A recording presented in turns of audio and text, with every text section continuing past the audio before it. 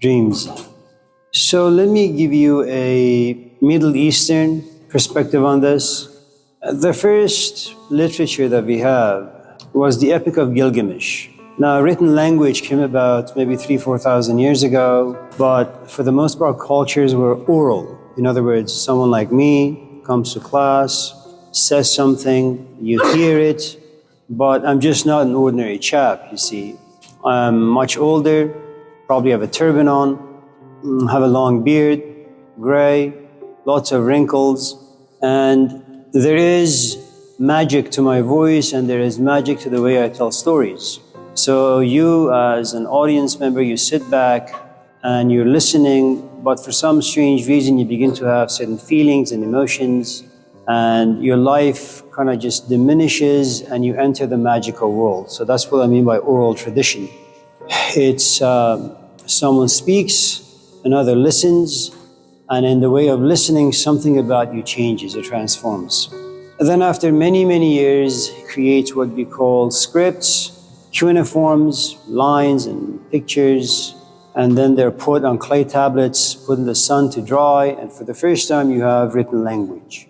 And then after some time, language falls into two categories. There is a language for the public, the masses, such as you and I, and there is a language that's only meant for the priests, those who have access to the world of wisdom or whatever you want to call it.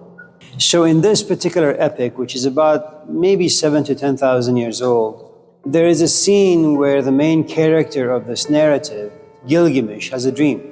And in the dream, he sees this meteor, this rock, landing right in front of him. And there is something rather unique about Gilgamesh, which is he has power of the gods inside him. He's very attractive like the gods, he's powerful like the gods, but he's also human, so he becomes forgetful. And so he bends over to pick up this rock and just throw it to his left, only to realize even though he has the strength of the gods, he's unable to remove it. And he's troubled by this dream. So he takes the dream to his mother Ninsun. And his mom says, well, your dream is very, very significant. It's very important. It's very meaningful. And what the dream is suggesting is that there is going to come into your life a human being. And you will try to push him away like the way you push everybody else away. But you can't. He's going to become your best friend as well as your worst enemy. He's going to teach you things. And in as much as you want to remove him from your life, it's not going to be possible. And the reason why I share with you the story is that many thousands of years ago, people did actually believe that the dreams, whatever they may be, they come from the gods. They have a message, they have something to tell you. Pay attention. That only happens if you come from, say, a background, let's say your parents, to some extent, are a little nutty, and they like these things, and so when you're growing up, they read you stories from books about dreams, about angels, about this and that. If on the other hand, your parents or your culture is much more secular, meaty, grounded, rational, industrialized, there's a good chance that, very much like Sigmund Freud, you're going to look at religion and say, oh, well, it's for children, really, who like to believe in Santa Claus. Just God is Santa Claus for big kids, adults. So, again, if your culture believes in these things, then dreams are significant. If on the other hand, that's not part of your heritage, then you're going to dismiss them. In the Middle Eastern philosophy, there are three categories of types of dreams that you can have. The first is called Illat. Illat means the following. Imagine you work at Home Depot. It's a great job, don't get me wrong, but you're just working with 2x4s and you're working with customers you don't really like, and it's a job that you don't really like. You're just doing it because it pays the rent and puts food on the table. And let's just say because you didn't finish school, that's the only job you can have. And then you come home and you're exhausted and you're angry about yourself, about your life, about some of the decisions you made, where you're still at Home Depot, for example, making $20 an hour when your rent is about $3,000, you got 2 kids and all that. And so you go to sleep and you have a dream. And you're not usually the type who has dreams, because most of us these days are quite anxious. We have a good amount of anxiety inside. And so the REM sleep, this stage of sleep that gives you a good amount of rest, rejuvenates your mind and body, you can't really experience that because of anxiety and pressures of life. And so what happens on this particular occasion, you fall into the REM state and you have a dream. And in the dream, you see yourself in the bathroom. Of all things you could dream about, you dream about the bathroom, which is next to your room. And then you see yourself sitting by the toilet bowl, another strange piece of information. And then you look inside the toilet bowl, and then you realize it's filled with poop. And that's an awful thing for a dream to be given to you, right?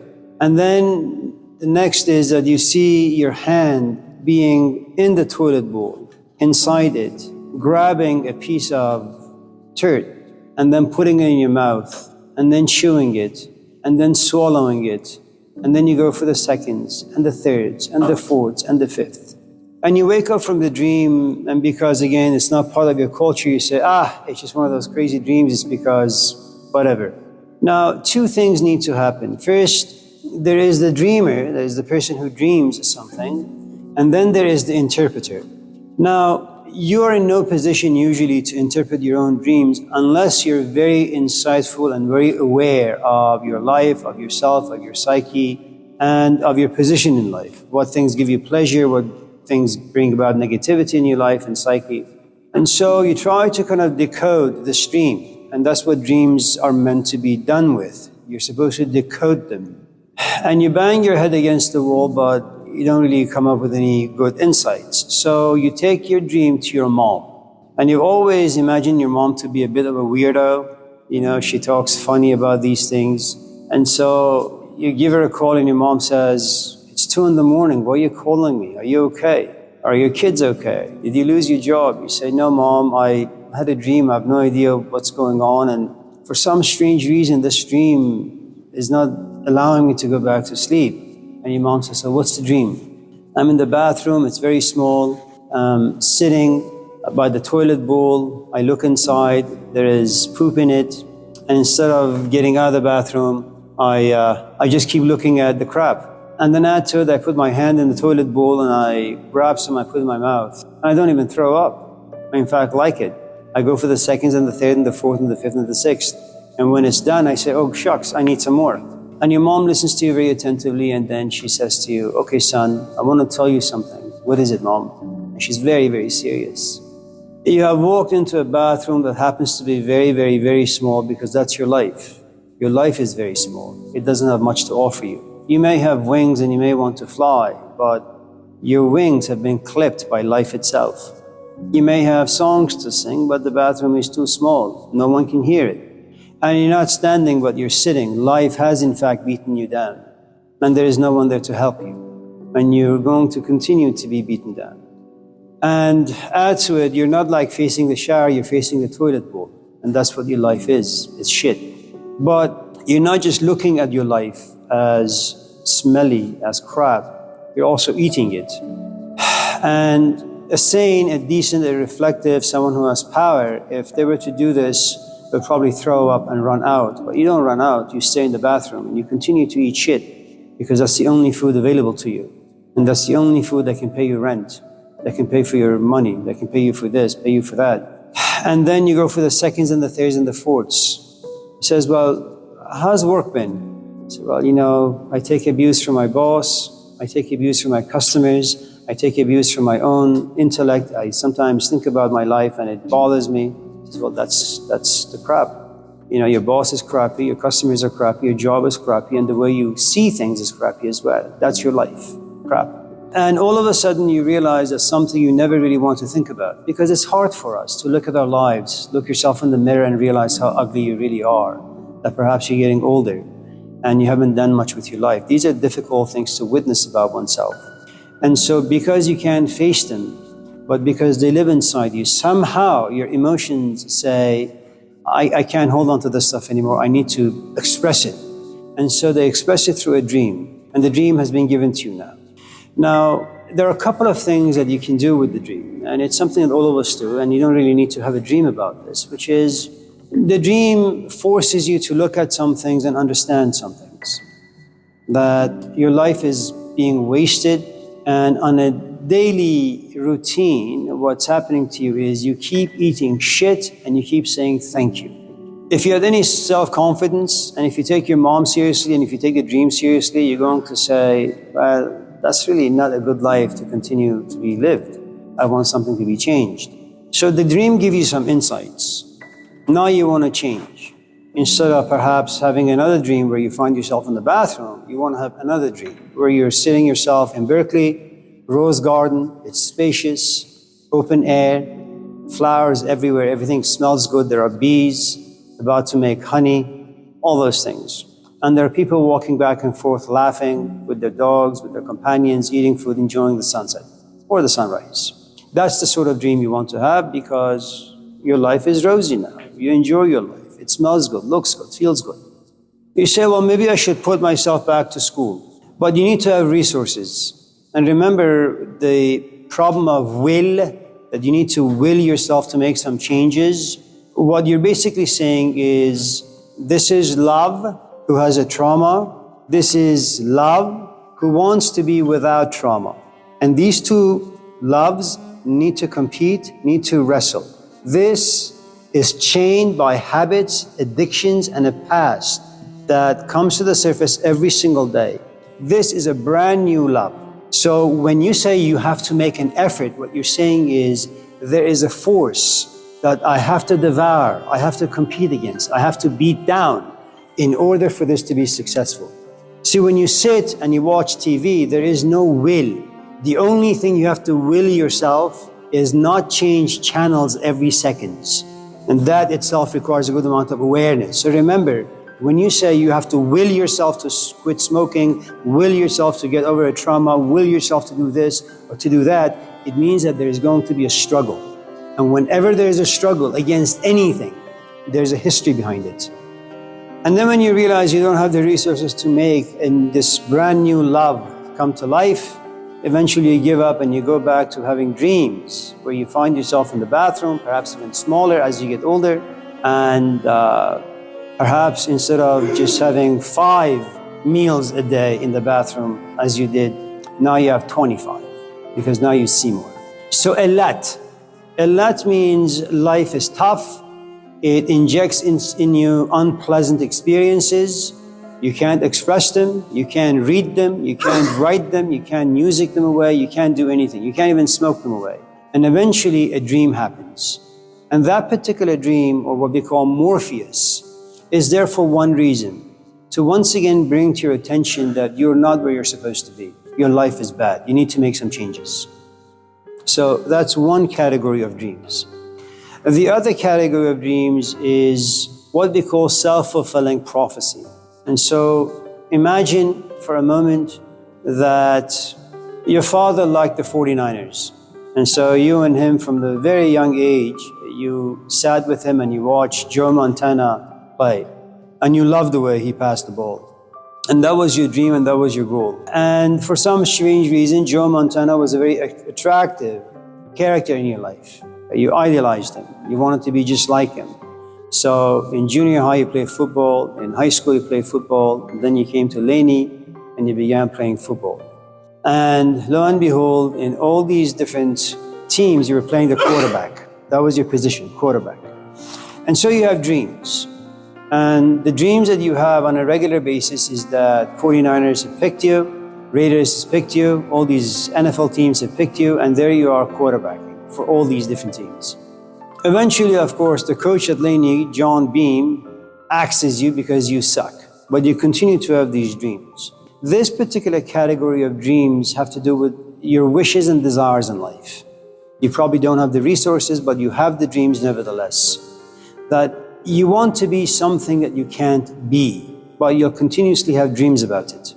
Let me give you an example. It's a famous story that comes from the Persian world. It's about this young man who goes to Socrates and says, Socrates, I know that truth lives inside you, and I want that.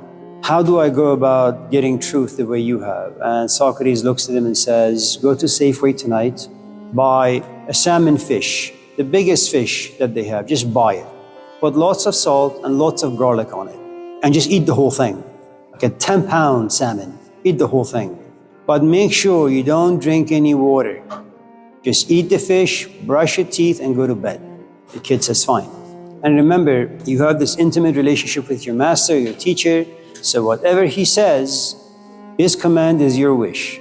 So you do. So you go to Safeway, you fork out $100, you buy the salmon, organic, and you eat the whole thing without drinking any water. And then at night you have a dream. You're sitting by this huge pool of water, and you keep drinking cup after cup after cup. Now, there is something you need to know about religious symbology. So water is truth, water is purity, water is being flexible, malleable, water is the element that baptizes you, water is the element that gives you your second life. You're reborn, you're cleansed from everything that the world has put inside you.